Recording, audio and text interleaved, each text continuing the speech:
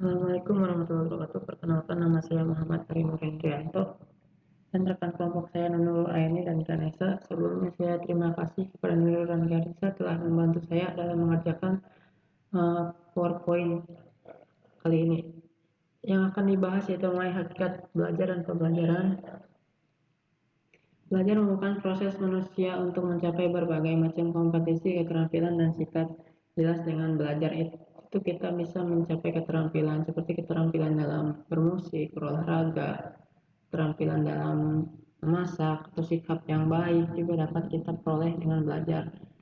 Belajar berhubungan dengan perubahan tingkah laku, ya. Karena dengan belajar itu kita bisa tahu mana yang baik, mana yang buruk, mana yang benar, mana yang salah.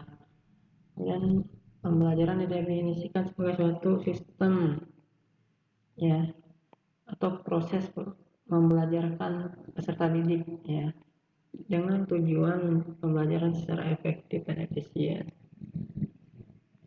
Yang keempat, belajar mengacu kepada apa yang dilakukan siswa, sedangkan mengajar mengacu kepada apa yang dilakukan oleh guru. Jadi acuan daripada belajar itu adalah seberapa jauh siswa sudah memahami materi yang disampaikan oleh guru, sedangkan acuan atau tolak ukur guru adalah sejauh apa beliau bisa mengajari siswa sampai dengan paham. Ciri-ciri belajar menurut yang marah. Yang pertama, perubahan yang terjadi secara sadar.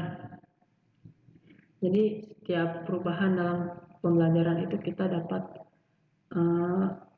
artinya dapat memahaminya secara sadar, ya. Kemudian perubahan belajar bersifat fungsional. Perubahan dalam belajar bersifat positif dan aktif. Jadi harus berubah ke arah yang positif, jangan perubahan ke arah yang negatif. Dan juga menjadikan kita itu aktif, ya, aktif bertanya, misalnya aktif dalam public speaking gitu kan, aktif menyampaikan pendapat.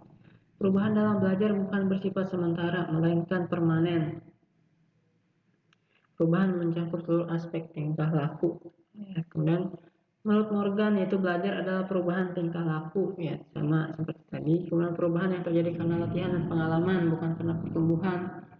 Contoh simpelnya saja, misalnya ketika kita belajar desain, itu kan karya yang bagus itu kan bukan karena kita bertambahnya usia atau bertambahnya tinggi badan, ya, melainkan karena kita sering latihan dan sehingga mempunyai banyak pengalaman dan akhirnya menghasilkan karya yang bagus. Perubahan tersebut harus bersifat permanen, ya. Oke. Prinsip-prinsip belajar menurut Sukanto dan Minato Putra. Adapun yang dipelajari siswa, dialah yang harus belajar, bukan orang lain. Untuk itu siswalah yang harus bertindak aktif. Jadi kita tuh jangan punya mindset kayak misalnya dalam sesi pertanyaan aja, yang biasa juga bertanya si A, si B, si C, kan kita merasa terwakilkan gitu. Jangan, ya, karena kita juga butuh, ya, kita yang harus belajar, bukan orang lain, ya. Oleh karena itu kita juga harus aktif, harus berpartisipasi gitu dalam memberikan pertanyaan. Jangan hanya mengandalkan orang lain. Setiap siswa belajar sesuai tingkat dengan kemampuannya, ya. Siswa akan dapat belajar dengan baik apabila mendapatkan penguatan langsung pada setiap langkah yang dilakukan sama proses pembelajaran. Bisa dibilang ada kayak seperti mengulas, ya. Mengulas itu sebenarnya sama untuk penguatan, mengingat juga. Kemudian penguasaan yang sempurna dari setiap langkah yang dilakukan siswa akan membuat proses belajar lebih berarti, ya. Jadi misalnya gini, kita sudah memahami materi A, kemudian lanjut materi B, lanjut lagi materi C. Jangan sampai kita memahami materi A, terus lanjut ke materi C, materi B-nya belum paham. Jadi kita harus berproses secara sempurna, ya. Kemudian ada motivasi belajar siswa juga. Prinsip belajar menurut Ausubel, yang pertama substansian, yaitu penggabungan ide atau pengalaman baru terhadap ide. Jadi digabungkan antara ide yang baru dengan yang lama itu sehingga menghasilkan metode yang baru, misalnya. Terus organizer, itu ide baru yang telah dicoba digabungkan dengan pola ide lama. Progressive differentiation, yaitu belajar sesuatu keseluruhan secara umum terlebih dahulu sebelum kepada bagian yang lebih spesifik. Misalnya kita belajar transportasi, kan transportasi itu kan kendaraan. Kita spesifikasikan lagi ada kendaraan darat, laut, kendaraan udara. Kendaraan darat kita spesifikasikan lagi, ada kendaraan roda 4, kendaraan roda 2 gitu kan, roda 3. Kendaraan roda 4 kita spesifikasikan lagi, ada kendaraan berat, kendaraan untuk alat berat gitu kan, kendaraan pribadi, kendaraan umum, seperti itu. Kemudian ada consolidation. Pelajaran harus dikuasai sebelum ke pembelajaran berikutnya. Jadi sebelum ke pembelajaran selanjutnya, kita usahakan dulu kita sudah kuasai dulu pembahasan yang sebelumnya gitu. Ada integrative reconciliation, yaitu ide atau pelajaran yang baru. Ini sama seperti substansian ya.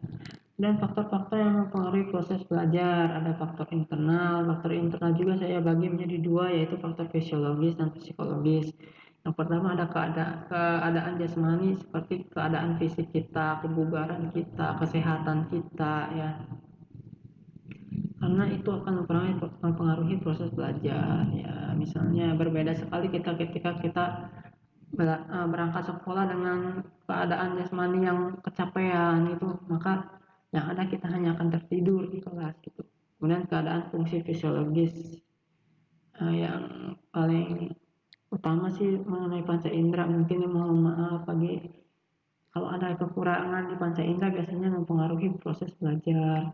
Faktor psikologis seperti motivasi, minat, sikap, dan bakat. Motivasi jelas dorongan, minat itu sebagai gairah kita ya. Misalnya kita berminat untuk menjadi teknisi, maka kita akan bergairah sekali untuk belajar mengenai mesin gitu. Sikap, bakat juga. Bakat setiap orang berbeda-beda, ada yang bakatnya misalnya di bidang kesenian, ada bakatnya di bidang akademik, itu juga beda-beda ya. Dan ada faktor eksternal nih. Pertama, faktor lingkungan sosial. Itu lingkungan sosial sekolah, ini berkaitan dengan guru, dengan teman-teman di sekolah ya.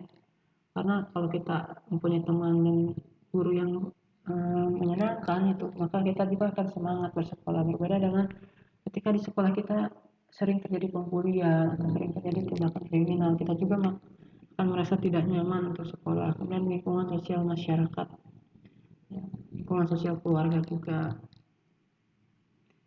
Kemudian lingkungan sosial, lingkungan alamnya seperti polusi di sekitaran tempat kita belajar gitu kan.